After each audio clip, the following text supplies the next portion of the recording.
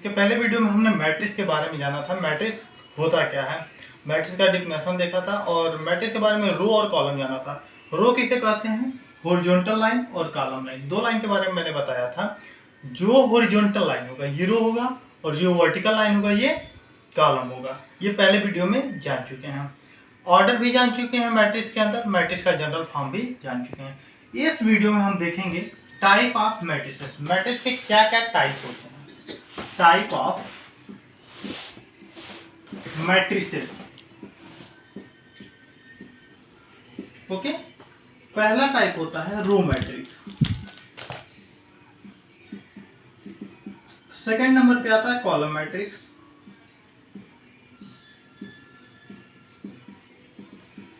Third number पे आता है स्क्वायर मैट्रिक्स।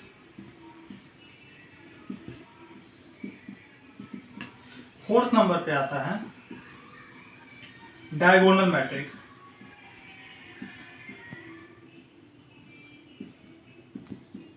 इसके बाद आता है स्केलर मैट्रिक्स।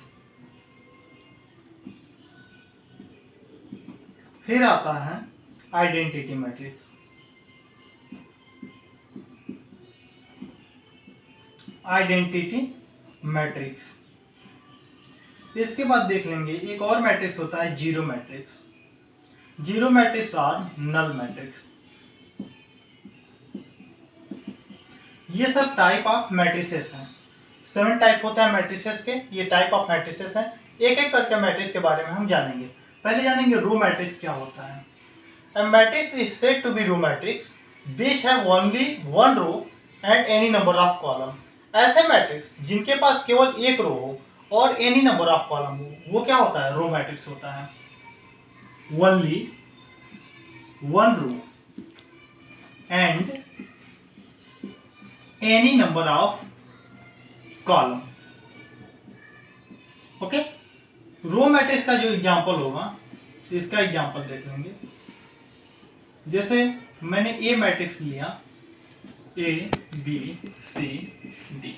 ओके, तो केवल इसमें कितना रो है, एक रो है। रो होता है जो हॉरिजॉन्टल लाइन होता है, केवल एक हॉरिजॉन्टल लाइन है। इट मींस एक रो है, इसमें कॉलम 1 2 3 4 4 कॉलम है। कॉलम पे डिपेंड नहीं करता है कितना नंबर ऑफ रो है, एक नंबर ऑफ रो है। इट मींस ये रो मैट्रिक्स है। इसके बाद हम कॉलम मैट्रिक्स जब देखेंगे तो a matrix is said to be column matrix which have only one column and any number of rows। only one column and any number of row। Column matrix में क्या होगा, एग्जांपल देख लेंगे। केवल एक कॉलम होगा और नंबर ऑफ रो कितना भी हो सकता है, ए बी सी डी। ये कॉलम मैट्रिक्स का एग्जांपल है। स्क्वायर मैट्रिक्स देखेंगे। स्क्वायर मैट्रिक्स जो होगा, नंबर ऑफ कॉलम इक्वल होगा नंबर ऑफ रो के। नंबर ऑफ कॉलम इक्वल होगा नंबर ऑफ रो के। इसका एग्जांपल हो जाएगा A matrix A B C D. इसमें दो रो है, एक रो दो रो और दो कॉलम है, दो रो और दो कॉलम है, दो रो और दो कॉलम। ये स्क्वायर मैट्रिक्स बना। ऐसे 3 मैट्रिक्स के बारे में समझिए। इसके बाद हम देखेंगे जनरल फॉर्म इन तीनों मैट्रिक्स के। इन तीनों मैट्रिसेस के जनरल फॉर्म देखेंगे एक एक करके। जैसे रो मैट्रिक्स मैंने बता दिया था पहले, केवल एक रो होगा। इसका जनरल फॉर्म क्या होगा, ए equal to A I J.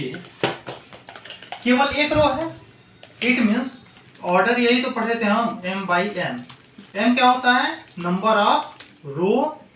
n क्या होता है, नंबर ऑफ कॉलम। तो यहाँ m बाई n, m की वैल्यू कितनी है, 1 है। यहाँ पे m की वैल्यू 1 है और n की वैल्यू 4 है।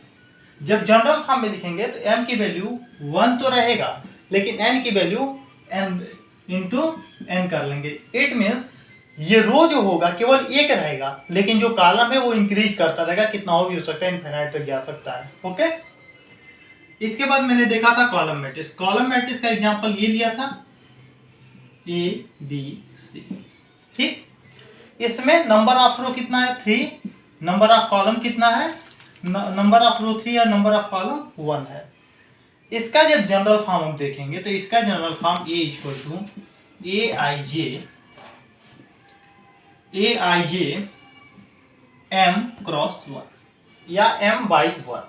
m क्या, ये m क्या रिप्रेजेंट करता है, m रिप्रेजेंट करता है नंबर ऑफ रो, और ये जो 1 है नंबर ऑफ कॉलम है 1 होना चाहिए, बस n की वैल्यू 1 होना चाहिए। It means number of column केवल एक रहना चाहिए, नंबर ऑफ रो इसमें इंक्रीज कर सकता है। ये होता है कॉलम मैट्रिक्स, ये होता है कॉलम मैट्रिक्स का जनरल फॉर्म।